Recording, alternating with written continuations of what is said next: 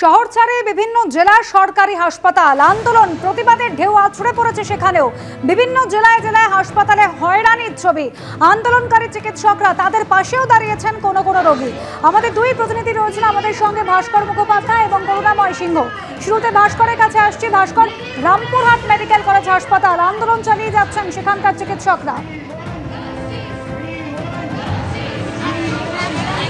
দেখো, এই মুহূর্তে আমি রয়েছি রামপুরহাট মেডিকেল কলেজ ও হাসপাতালে এবং দেখতে পাচ্ছি এখানে জুনিয়র যারা চিকিৎসক রয়েছেন তারা গত 5 দিন ধরে আন্দোলন চালাচ্ছেন। তাদের বক্তব্য হচ্ছে আরজি করে যে ঘটনা ঘটেছে তার এবার যেহেতু সিবিআই হাতে নিয়েছে, সিবিআই যতদিন চার্জশিট না দিচ্ছে ততদিন পর্যন্ত তারা আন্দোলন চালিয়ে যাবেন। একইভাবে তারা বলেছেন যে এই যে রামপুরহাট মেডিকেল কলেজ রয়েছে সেই কলেজে তারা বিভিন্ন সময় আক্রান্ত হয়েছেন, অর্থাৎ তাদের নিরাপত্তা নিয়েও প্রশ্ন উঠেছে। সেই নিরাপত্তার বিষয়টিও তারা সামনে রাখতে চাইছেন এবং তারা জানিয়েছেন তারা লাগাতার আন্দোলন চালাবেন। কিন্তু আজকে আমরা একটা জিনিস দেখেছি যে আজকে বহির্বিভাগ, সেই বহির্বিভাগ কিন্তু স্বাভাবিক করার একটা চেষ্টা করেছে হাসপাতাল কর্তৃপক্ষ এবং সেখানে আজকে টোকেন দেওয়া হয়েছে। কিছু ডাক্তার, সিনিয়র যারা ডাক্তার রয়েছেন তারা কিন্তু রোগী দেখেছেন, কিছু ডাক্তার আসেননি এবং যারা দেখাতে এসেছিলেন তাদের বক্তব্য ছিল যে তারা অনেক দূর থেকে এসেছেন কিন্তু তারা রোগী তাদের বাচ্চাদের সঙ্গে নিয়ে এসছেন, বয়স্কদের নিয়ে এসছেন, কিন্তু তারা ডাক্তার দেখাতে পারছেন না। এই মুহূর্তে আমাদের সঙ্গে রয়েছেন জুনিয়র ডাক্তাররা যারা আন্দোলনে বসেছেন। তাদের সঙ্গে আমরা কথা বলবো যে তাদের কি দাবি, তারা কি বলতে চায়, কি দাবি, আপনারা কি চাইছেন। আমাদের দাবি প্রথম দিন থেকে আমাদের যে দাবিটা রাখা হয়েছে আমরা সেখানে অনড় রয়েছি। অর্থাৎ গত 9 আগস্ট আরজি করে যে নৃশংস ঘটনাতে আমাদের দিদিরকে প্রাণ হারাতে হয়েছে তার আমরা নিরবচ্ছিন্ন এবং নিরপেক্ষ তদন্ত চাই, যেটা সিবিআই হ্যান্ডওভারের পর আমরা আশা রাখছি সিবিআই এই ঘটনাতে যারা দোষী তাদের চিহ্নিত করবে এবং তাদের উপযুক্ত যথাযথ শাস্তিও হবে।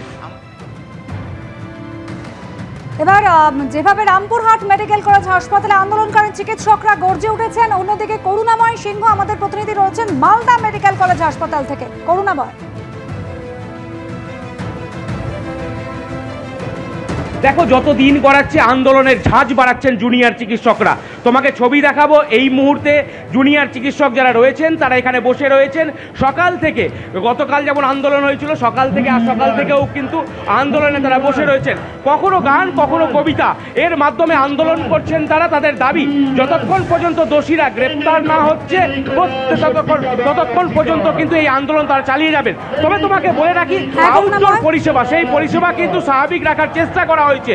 যারা সিনিয়র চিকিৎসক রয়েছেন তারা আউটডোর পরিষেবা স্বাভাবিক রেখেছেন। তোমাকে বলে রাখি, মাঝে মাঝে সিনিয়র চিকিৎসকরা এখানে আসছেন এবং এসে এই আন্দোলনকে সমর্থন জানাচ্ছেন, তারা এখানে বক্তব্য রাখছেন।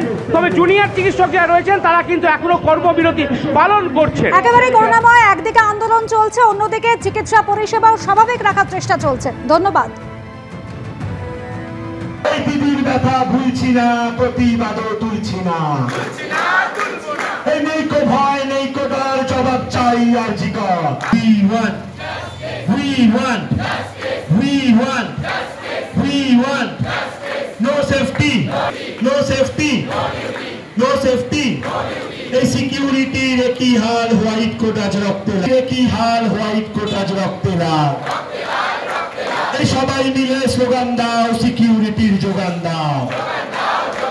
এই সবাই মিলে স্লোগান দাও, সিকিউরিটির যোগান দাও। আওয়াজ তোলো, আসল দোষীর মুখোশ খোলো। এই সবাই মিলে আওয়াজ তোলো, আসল দোষীর মুখোশ খোলো।